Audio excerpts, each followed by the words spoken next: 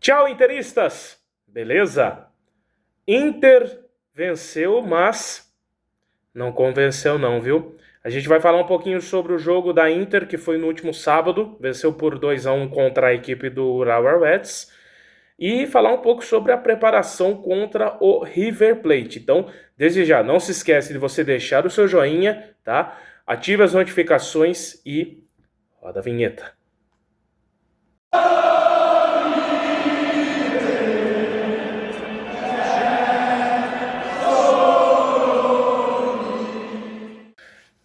Meus caros interistas, 2 para a Internazionale, 1 para o Urawa Reds.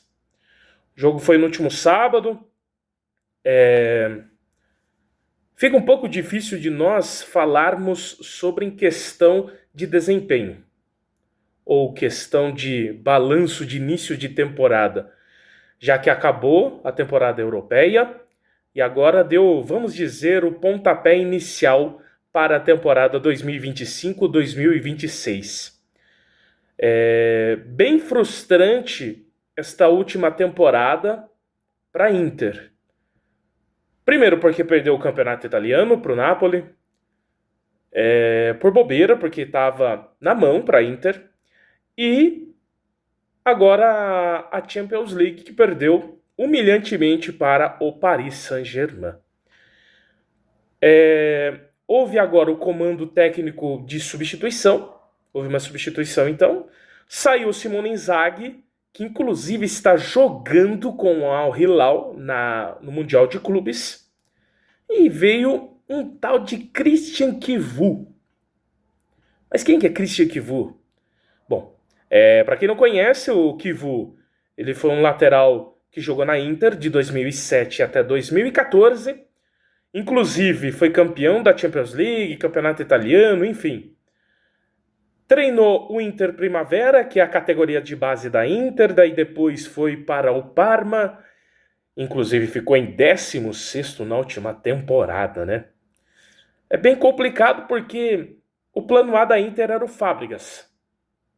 Houve uma negativa, a Inter tentou até outros treinadores, mas houve negativa e achou a solução em Christian Chivu. Bom, tivemos então 2 jogos. Primeiro empatou com o Monterrey, um desempenho abaixo do esperado. É certo que tínhamos alguns desfalques. O Thuram não jogou no primeiro jogo. Jogou no jogo passado, mas saiu lesionado, né? E para esse jogo a Inter veio com algumas mudanças. Eu vou passar para vocês a questão de a ficha técnica e os dados. A Inter deu 26 chutes no gol, enquanto que a equipe japonesa deu apenas 5. Posse de bola 82%, o Urawa apenas 18%. A Inter teve quase 1.000 passes. Deu 815 mais precisamente. 91% de precisão de passe. E o que explicar sobre a equipe da Inter neste jogo?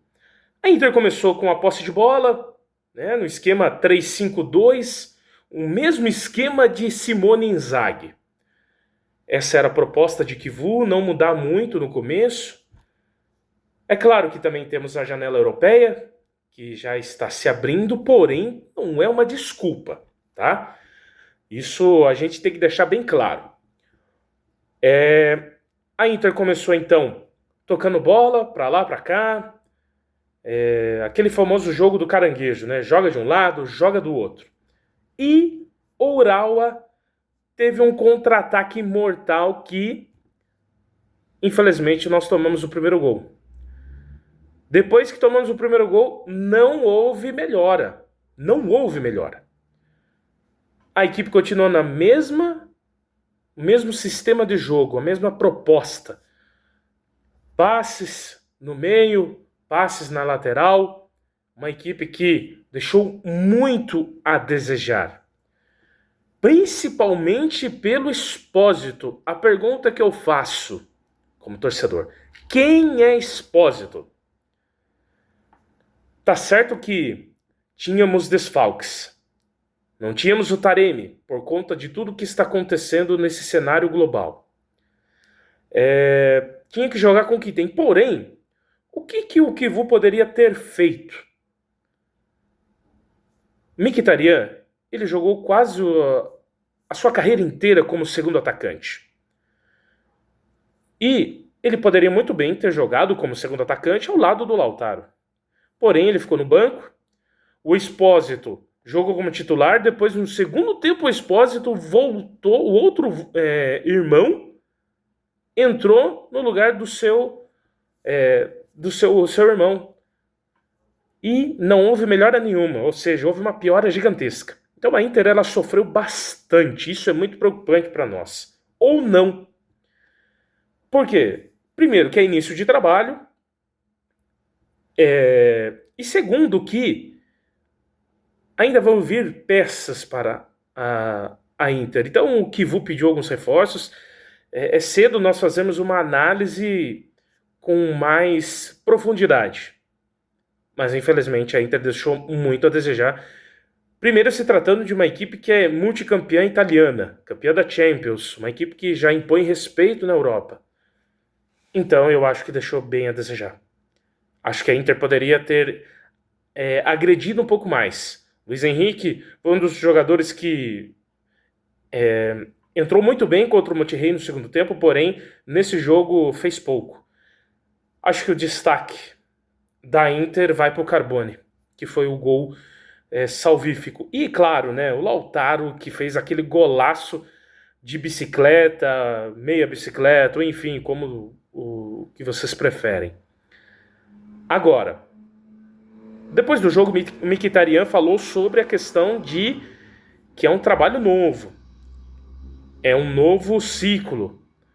Então fazer tudo o que o treinador pede no começo é um pouco difícil. Então a gente também entende. Porém, a gente espera que tenha melhoras. Contra o River Plate será o jogo na quarta-feira, às 10 horas da noite. O que a gente espera é que a Inter, faça um bom jogo e, claro, se classifique. Então tem aquele negócio, a Inter se empatar por 0-0, se classifica. Desde que o Monterrey não vença também. Mas claro, a gente espera que a Inter vença o jogo, mas não vai ser uma parada fácil. Porque o time do River Plate também é um time que agride muito, é um time de muita intensidade, joga com a sua torcida, Galhardo. Tem também o seu craque que já está saindo, que é o Mastantuono, já está indo para o Real Madrid. Então tem alguns velhos conhecidos, como o Montiel. E tem o Borja, tem também o Rojas, que jogou no Corinthians, Lanzini, enfim. A expectativa nossa é que a Inter faça um bom jogo e se classifique com autoridade. Então, a gente espera que o Lautaro possa ter mais oportunidades de fazer gol, os seus alas apoiando um pouco mais, Di Marco, muito mal, muito abaixo do esperado depois da lesão. Então a gente espera que a Inter faça um jogo de respeito e que vença e se classifique para a segunda fase. Então a gente espera que venha uma vitória muito convincente.